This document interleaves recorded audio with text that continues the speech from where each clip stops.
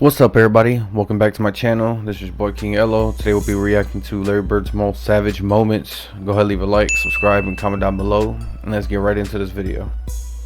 Before we get into this video, just so y'all know, Larry Bird played way before I was born. I was born in '98. I think he retired in the '80s. So I've really never watched any of these plays. It was really a first time for me. Yeah, just so y'all know.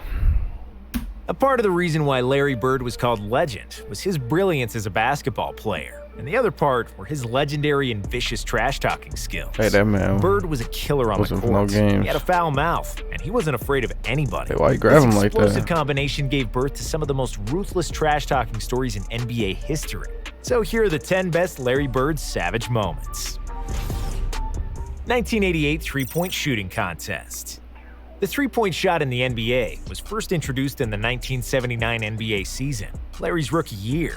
7 years later, at the 1986 All-Star Weekend in Dallas, the NBA brought the first official three-point shooting contest to the scene. Larry won it, and repeated next year at the All-Star Game in Seattle. In 1988, he was going for a three-peat in Chicago. Before the start of the contest, Bird entered the locker room, did not speak a word to the other competitors, and just took a good look at them. He finally said, "I'm just looking which one of you is going to come in second." The room was filled with silence because they all knew what kind of a shooter Bird was. Of course, Larry would go on to win again, proving that he's the best shooter in the world. He won without taking off his tracksuit, famously raising his hand while the contest-clinching three was still in the air. Response to Craig Hodges. Craig Hodges was one of the best shooters in the 80s, and he competed in the three-point shooting contest with Larry each time Bird was participating. Larry won 3 times, and Craig finished second twice. Hodges finally took home the title of the best three-point shooter at the All-Star Weekend in 1989. Reporters asked him if the main reason for his victory was Bird's injury and non-participation. Craig said, "Larry knows where he can find me," and Bird replied, "I know where, at the end of the Chicago Bulls bench, the left-handed gang." Larry Bird was in the prime of his basketball brilliance in the 85-86 that's a good comeback. He led the Celtics to the title. They lost only one game at home throughout the season and the playoffs, setting an NBA record with 50-1. The Portland Trail Blazers were the only team to defeat the Celtics at home in December, so they were a good bet to win in front of their crowd in February. Before the game, Bird surprised his teammates and journalists by saying that he would shoot all his shots with his left hand, except long jumpers. This was the last game of a long road trip, and Larry would always find new motivations and challenges to get through the monotonous grind of the regular season. In the game against Portland, he'd go on to have one of the most memorable games of his career. He hit a shot to send the game to overtime, and then hit a game winner in the OT. Bird finished the game with 47 points, with 14 rebounds and 11 assists. He scored 22 points with his left hand out of sheer boredom and fun, which tells you how insanely good and confident this guy was. White guys guarding him. "Larry is not white. Larry is clear," said Bill Murray in Space Jam, while explaining Bird's ethnicity to Michael Jordan. Larry Bird had skills for days. He was thinking the game 3 moves in advance, and his jump shot was money. He was nimble at 6'9", but he wasn't by any means an athletic player. Bird suffered from WMCJ syndrome, which stands for white men can't jump, and he was aware of it. On one occasion, he called basketball a black man's game due to the natural ability and athleticism of African-American players. Because of that, he hated when the opposing teams would defend him with another white guy. Bird said that it was disrespectful to his greatness because he was dropping 30 and 40 on the most athletic players in the league. Hey, so if you put an unathletic white guy on him, it's barbecue chicken right there. In the trainer's lap. Damn, they're messing up in the white. The highest scoring game in Larry Bird's career came in the 1986 season, in a game against Dominique Wilkins in the Atlanta Hawks. At the beginning of the first quarter, it was obvious that Larry is in the zone. He used to go crazy too. He'd hit everything he threw to the basket, with the announcers repeatedly saying they were watching the greatest shooting exhibition in basketball history. Bird scored 60, his jump shot 61% shooting, nice. 15 of 16 on free throws, hitting ridiculous shots over several players. If anybody played 2K and you use his jump shot on 2K, it's the trainer's lap to Hawks players, which meant he would try to make a 3 from the corner near the opposing bench. Damn. He got the ball, made the shot, and one Hawks player who tried to guard him tripped over and fell exactly into the trainer's lap, just like Bird predicted. The Hawks bench was so amazed that they were laughing and high-fiving each other, totally perplexed by Bird's brilliance. After that, they were fined by their coach Mike Fratello for cheering on the opposing player, tormenting Dennis Rodman.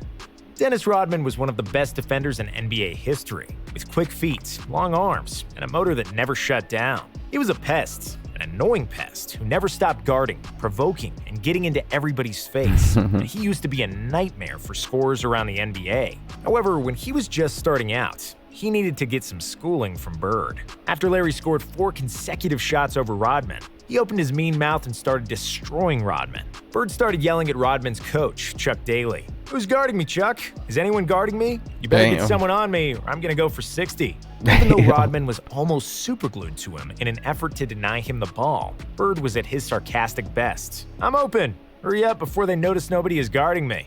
Merry effing Christmas. 1990. Larry Bird loved to play against the Indiana Pacers, where he was always greeted as a king.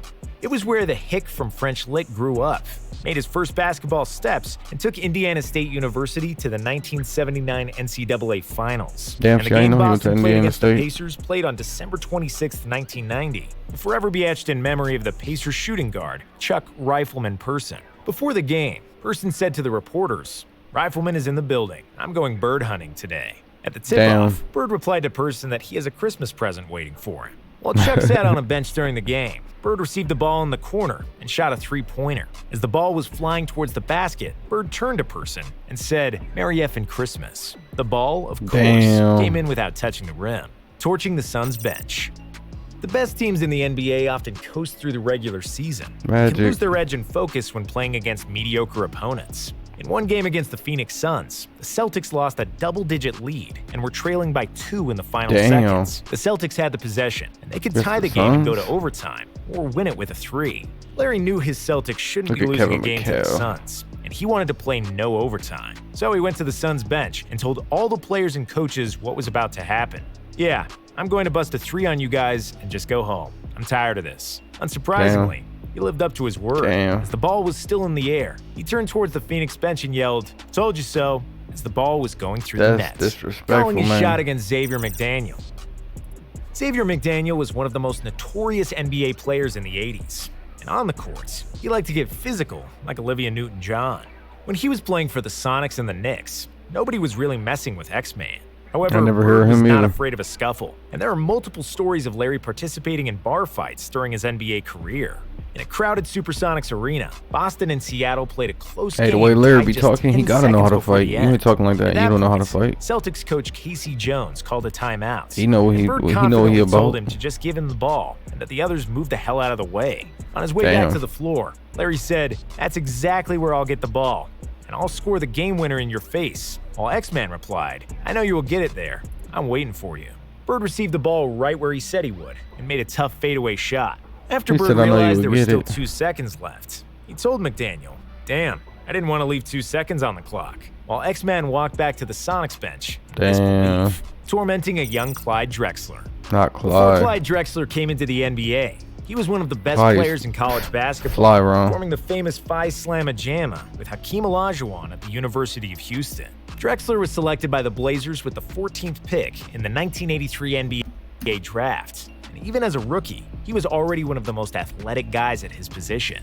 However, Bird wasn't impressed. When Drexler subbed in the game against the Celtics, he started guarding Bird. He knew how good he was. At him and mockingly said, "You can't stop me. You're a rookie. You don't know anything." He would proceed to hit jump shot after jump shot over Drexler before the Blazers coach had mercy on him and subbed him out. While Bird was laughing at Clyde. Just imagine you in college, you the best in college, and then you go to NBA and he dogging you like that. And that's the end of the video. Thank you for watching. Go ahead, like, subscribe, comment down below. Don't forget to subscribe to my gaming channel and my Twitch, both under King Yellow 13. Links to those will be down below. Link to the original video will be down below. And until I see you on the flip side, peace.